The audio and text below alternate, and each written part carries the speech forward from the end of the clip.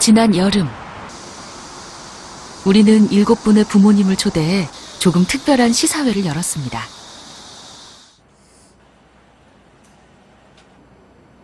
과연 내 아이에게 나는 어떤 부모인지 처음으로 속마음을 확인하는 시간.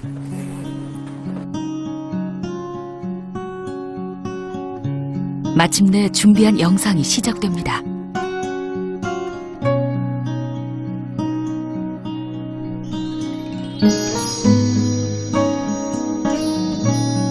사랑해요.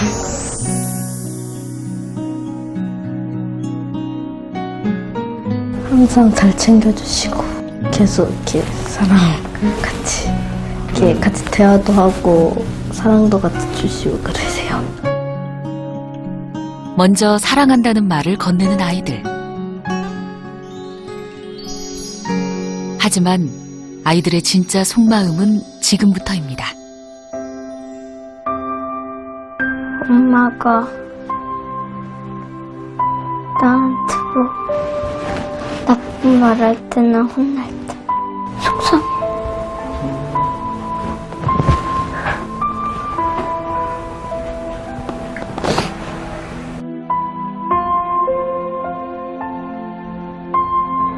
살지 말까 그런 생각이. 아빠가 많이 화낼 때요. 무서워요. 다른 누구도 아닌 부모님 때문에 상처받고 있다는 아이들의 고백. 잘해주실 때도 있고요. 하지만 이것이 과연 부모라는 이름으로 살고 있는 이들만의 이야기일까요?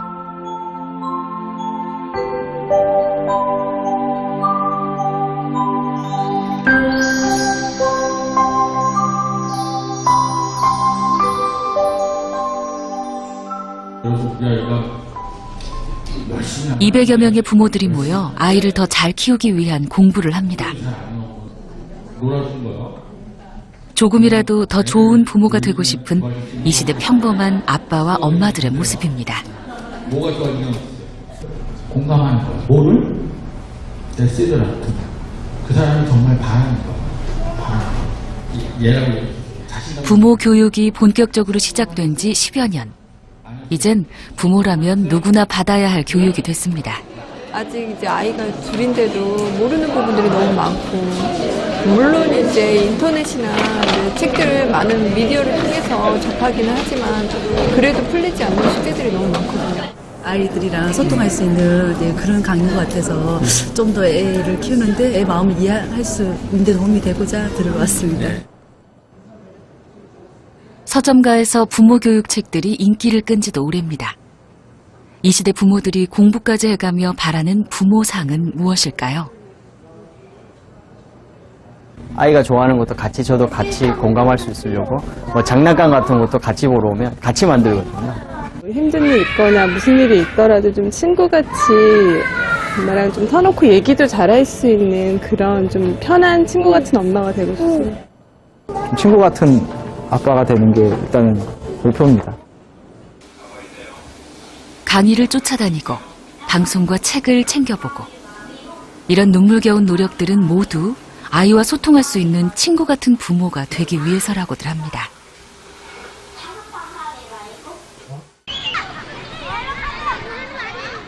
그렇다면 이런 부모들의 노력은 아이들에게 제대로 전해지고 있을까요?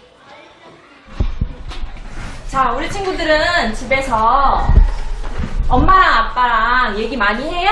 네. 매일마다 거의 해요. 한 5시간 아니면 6시간 정도 많이 해요. 사랑해요, 우리 딸. 아이들이 평소 부모님에게 가장 자주 듣는 말을 써보도록 했는데요. 우리 딸 최고야. 우리 딸 착하네. 박살 사랑해.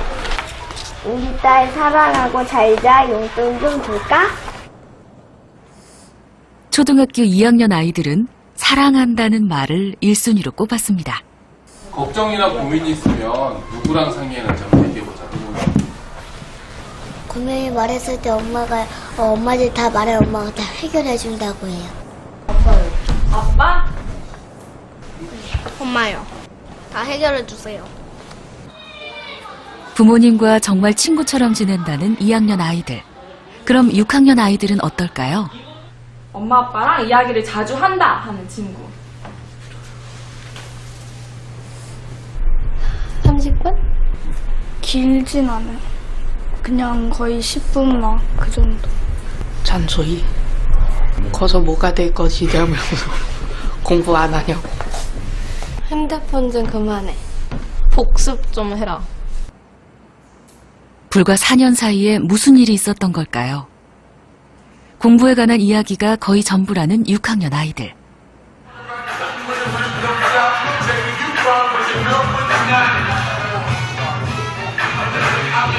그렇다면 사춘기의 절정인 중학생 아이들은 부모님과 어떤 대화를 나누고 있을까요? 마찬가지로 부모님과 가장 자주 나누는 말을 적어보도록 했습니다. 친구들 뭐라고 적은 거야? 출퇴근할 때 아빠랑 딱히 기억나는 거. 놀랍게도 아빠와 한마디 말도 하지 않는다는 아이들. 공부해, 그림 그만 그려, 그만 먹어, 살쪄, 책 좀 읽어. 엄마 역시 크게 다르진 않았습니다. 대화는 거의 안 하고요. 잔소리가 많죠. 항상 공부해라 그러고. 초등학교 저학년일 때는 그냥 어렸을 때 대부분 다 건강하게만 자라나고 그거였는데 9학년으로 이제 천천히 올라가니까 공부로 변하고 30분은 안 되는 것 같아요. 자, 그러면 나는 아무한테도 얘기 안 하고 나 혼자 풀겠다. 하나, 둘, 셋. 부모님한테도 말해도 부모님은 맨날 흘려들으니까 별로 하고 싶지도 않고.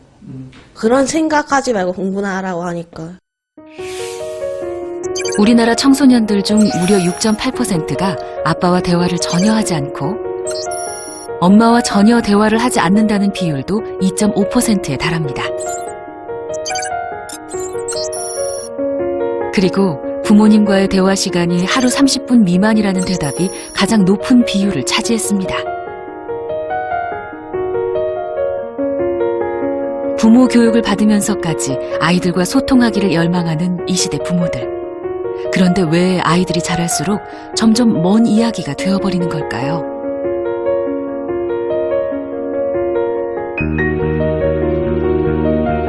우리는 그 해답을 찾는 프로젝트에 함께할 지원자들을 모집해보기로 했습니다.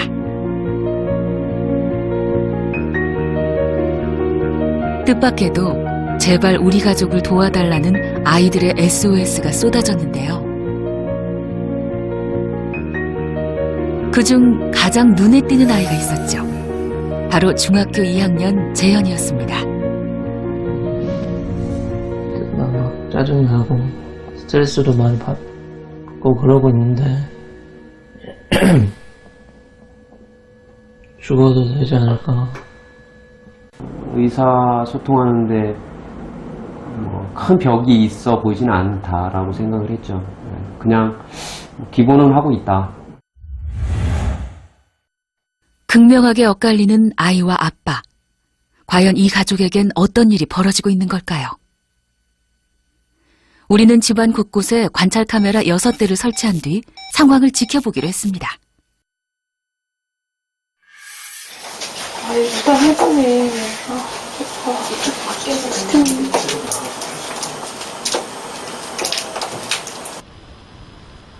재현이에게 시험 공부를 하라고 잔소리를 늘어놓던 엄마가 방을 나갑니다.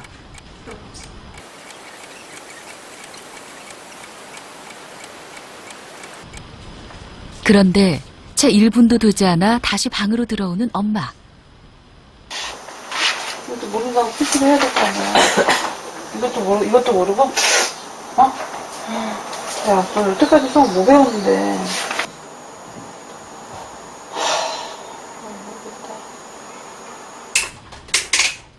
속사포 같은 엄마의 잔소리가 지나간 이후 잠시 한숨을 돌리는 재현이. 바로 그때 왜? 집중하고 지하라고? 이번에는 아빠의 잔소리가 이어지는데요. 불과 10분 사이에 벌어진 일들입니다. 의식 확인. 반응 확인. 그 다음에 119에 신고. 그 다음에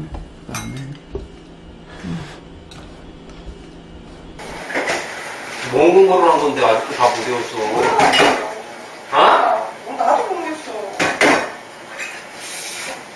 재현아, 뭐 했는데 아직까지 그걸 다 못 외우냐고.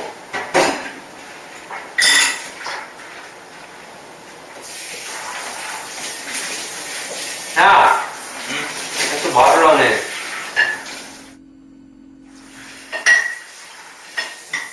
집중해서 하겠지. 할 때 맨날 붙잡고만 있지 말고. 우리는 전문가와 함께 관찰 카메라에 담긴 재현인의 모습을 자세히 살펴봤습니다. 뭐를 했니 안 했니 하는 어떤 확인하는 말이랑 그다음에 왜 안 했니 이렇게 해야지 하는 지시하는 말투밖에 없거든요. 그다음에 재현이는 이제 거기에 대한 변명 뭐 아니면 대부분 대답이 없다든지 굉장히 강한 어조로 뭐 정신 차려 뭐라든지 너 왜 안 했어 이렇게 할 때 그 전체적으로 어떤 불안의 기운이 확 감돌거든요. 거의 폭력에 가까운 그런 말투세요. 빨리 먹어야지. 야, 빨리 일어나. 일어나. 빨리. 정신 차리고.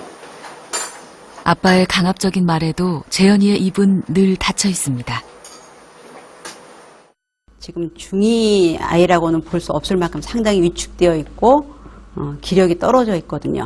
사실 아이가 저런 자기 태도나 표정을 통해서 부모님한테 무언의 메시지를 보내고 있는 것 같아요. 이런 식으로 하는 건 너무 힘들고 내가 견딜 수 없다. 너무나 힘들어하는 아이와 전혀 알아차리지 못하는 부모. 이들 사이에 높은 벽은 왜 생겨난 걸까요?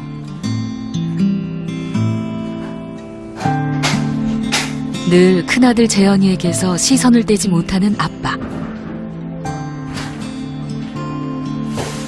하지만 재현이는 지금 온몸으로 힘겨움을 표현하고 있습니다.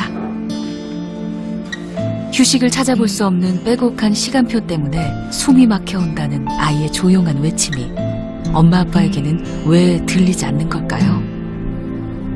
이 정도 이렇게 하면 얘 미래가 어떻게 될 거라는 걸 부모 입장에서는 뻔히 다 보이잖아요. 그래서 저는 막 써가면서까지 너 중1 때 이 점수면 고등학교 때 몇 점, 대학은 아예 못 가고 뭐 취직은 어떻게 될 거고. 처음으로 이제 중학교 가서 이제 아빠가 성적표를 딱 받았는데 이거는 정말 이제 아빠가 이제 좀 감당하기 힘들 정도의 성적표를 받아왔더라고요. 그래서 막 고민을 하다가 한 번은 때려줘야 되겠다. 사랑의 매를 한 번 대야 되겠다는 생각을 했죠. 때리고 나니까 뭐 똑같잖아요. 부모 마음은. 제가 얼마나 아팠겠어요. 근데 이제 여들 때를 정말 세게 때리고 나니까 마음이 정말 안 좋더라고요. 학원이나 그런 데서 스트레스 좀 받고 집에서도 받는데 그거를 분출할 만한 데가 없으니까 막 계속 짜증나고 그래서 그냥 별로 살지 말까 그런 생각이. 이것은 재현이만의 이야기가 아닙니다.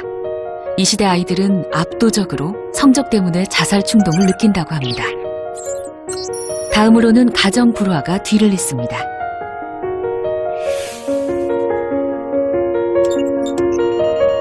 문제는 이렇게 벼랑 끝에 내몰렸을 때 정작 부모로부터 도움받을 수 있는 아이들이 얼마 되지 않는다는 사실이죠.